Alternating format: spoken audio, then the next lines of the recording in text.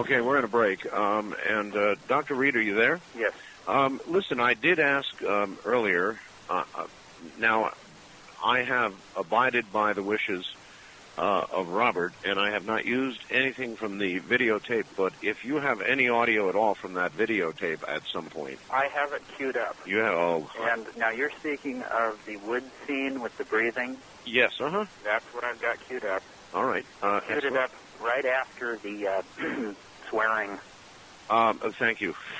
Yeah, there were some words in there that could not be repeated on radio. Right. All right, everybody stand by. You've got a good, I don't know, about a 5 or 6 minute break. And, yes. Is this any better? I switched the phones. Did you hang up the other one? Yes, I did. No, actually, your other phone's better if you just stayed right into it. Okay. The key I'll go back to the other one. The key is to stay right into that phone. Just talk louder. Don't let it drift away from your chin. Alrighty. Excuse me, your mouth. A lot of people sort of let it drop down to their chin. So yeah, I'll switch back to the other one. Stand by, everybody. And the Ozarks. Once again, here I am. Good morning, everybody. My guests are Robert Braith, who originally got my attention by sending me a fax using one of my favorite expressions from Contact, the movie Contact, said, "Want to take a ride?" That's how it all began. And now, Dr. Jonathan Reed, the man who had the encounter with this creature in the woods in Washington. We've got the photographic proof. If you want to see it, it's up there on the web right now. You're going to also tonight hear some of the audio as well, I just found out. So stand by for that. We'll get back to our guests and resume the story of what happened to Dr. Jonathan Reed in just a moment. Don't go away. All right, let us continue now with the story from Dr. Reed, Jonathan Reed.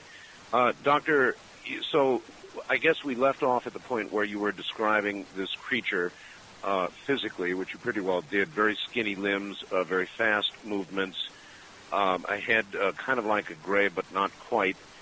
That can be seen on my website, but for those who don't have it, there you have it. That is a general description. If you had to guess on a weight, and I guess you don't have to guess, you probably know by now, how much did this creature weigh? 50 pounds. 50? Extremely light. Very light, all right. So you hit this creature, you struck this creature in the head, then what? I mean, did it go down right away? It fell to the ground instantly.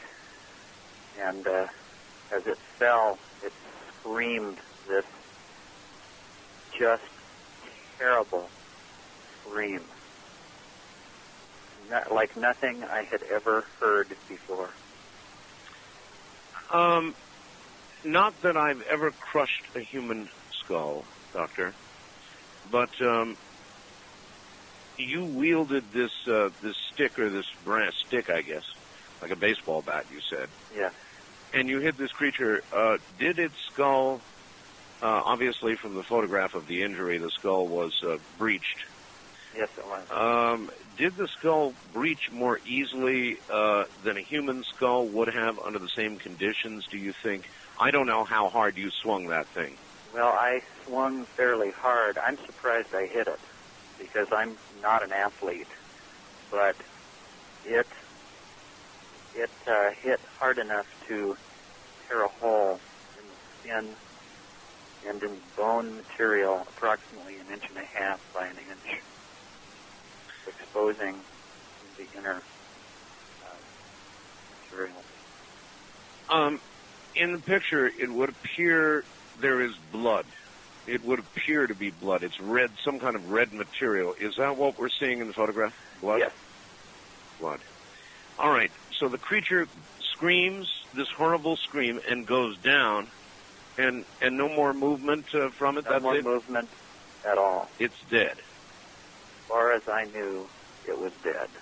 So at that moment, I was an emotional basket case. I imagine you were. All right. What did you do next? I mean, okay, let's go to the third picture. We've got 2 pictures of the creature, and then we've got a third photograph of what to me appears to be an elongated black triangle ship literally hovering in the middle of the forest. How far was this from the creature? That was probably 75 feet away from where the creature was. 75 feet. Through some brush and kind of down in a little valley on the other side. All right. The photography is difficult because we look at the plants in the foreground, and it makes the ship look small, relatively small. Well, the dimensions of the ship were relatively small, and I'm not necessarily saying it is a ship. I'm saying it is something. Okay, yeah, we made that assumption. You're absolutely correct that it was a ship. It is an object. It is an object which I ended up calling the obelisk for lack of a better description. But it was a large, wedge-shaped, black triangle. It had 6 sides. It was flat-pointed in the front and flat-pointed in the back. It wasn't symmetrical.